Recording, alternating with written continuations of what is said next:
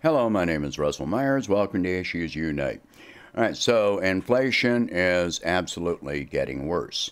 This is based right now primarily on the Ukraine-Russia conflict that is going on. So what is happening here? Some things I have covered before, but they're getting worse. First of all, I brought up the fact that Russia and Ukraine are responsible for 30 to 40% of global grain exports. Now, and in some cases, like wheat, they produce about 30% of global wheat exports.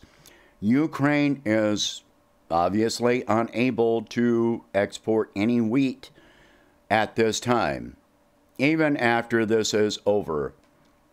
It may be next, if it ends today, it still may be next year before any wheat is able to be exported from Ukraine. They haven't planted, and even if this ends, their first concern is going to be domestic supply. So it's unlikely that they would be able to export anything.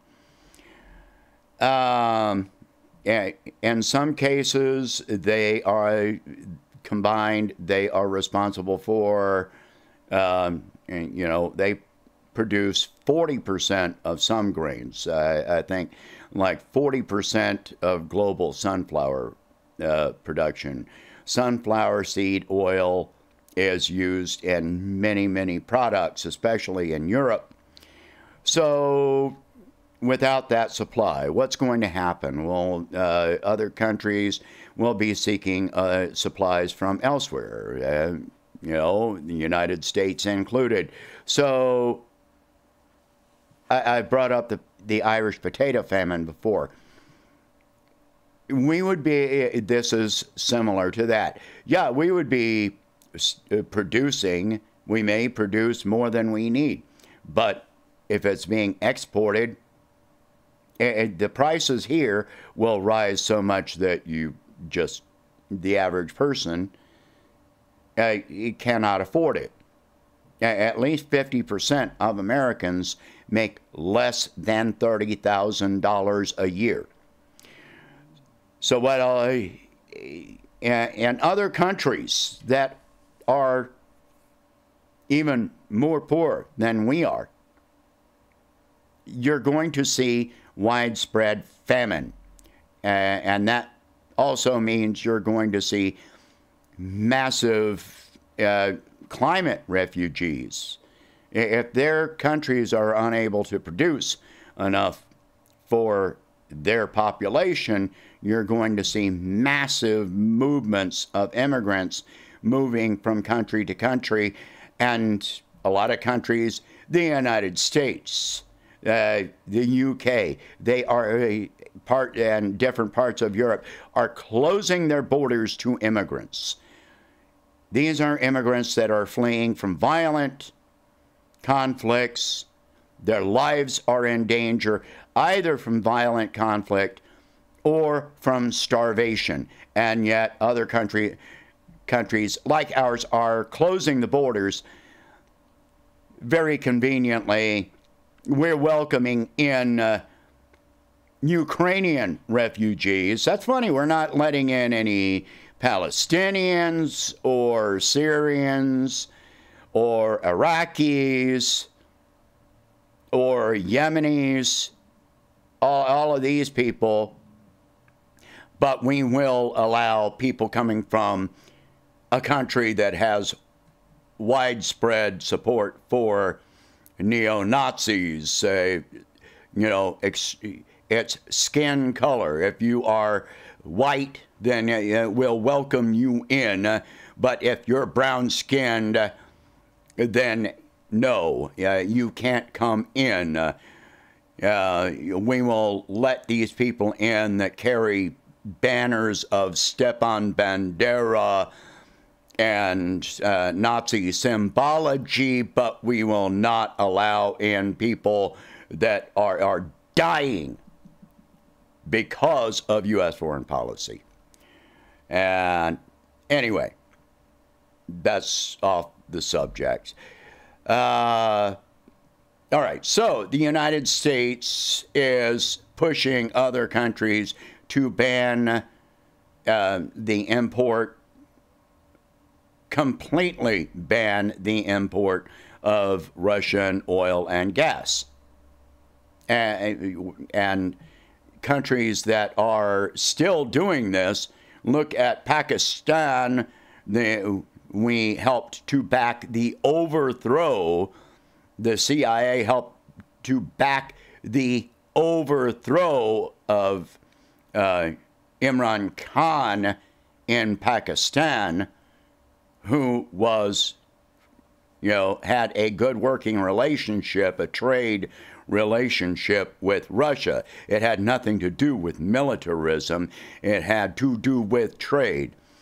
India, we are trying to force India and China to ban imports from Russia to try and cripple Russia's economy. But I've already covered that this is going to split the global economy into two different systems, at least two different systems.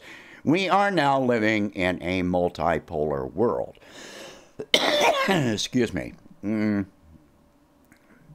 We have got varying economic systems that are now competing, and this is going to result in massive inflation. Where the oil and gas from Russia is concerned, Russia produces 40 to 50% of European oil and gas. So, then now American oil companies are saying that they're going to increase production. I've been pointing out for months now that we've had 400 wells that have been shut in since 2019. 2019, not 2020, 2019. Some experts are stating that this could result in a 100% increase in the cost of gasoline. Think about that. That is you can see within the foreseeable future, $6 an hour gas. What is this going to do to your utility bills, your heating, your electricity, even your water? It takes energy to get water to your house. What is this going to do to the cost of transportation, freight, and the cost of your groceries, which require energy to produce? If we see a 100% increase in the cost of fuel, what does that mean?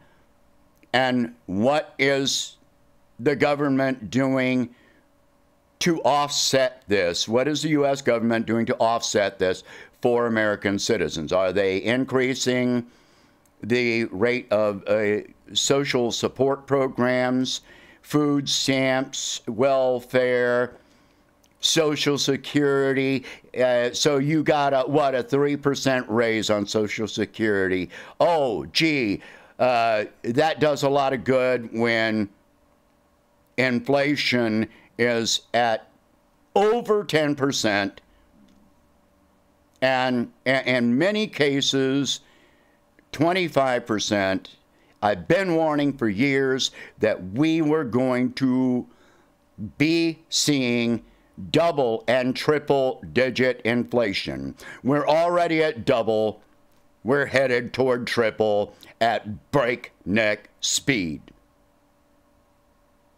And yet, we going to host peace talks? No, absolutely not. Absolutely not. So you think that you want to cheer for more warfare, more bullets, more bombs, more bodies? Because that is what, you know, talking about, oh, we've got to beat Russia. At what? What are you beating Russia at? Russia, I will cover that in a different video. But this is affecting you. This will continue to affect you, and it's going to get worse and worse and worse.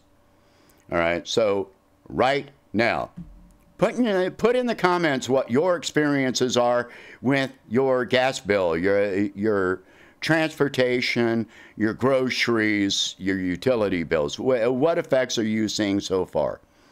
And, you know, what is your outlook on inflation? We'll bring up the conflict in Ukraine in another video.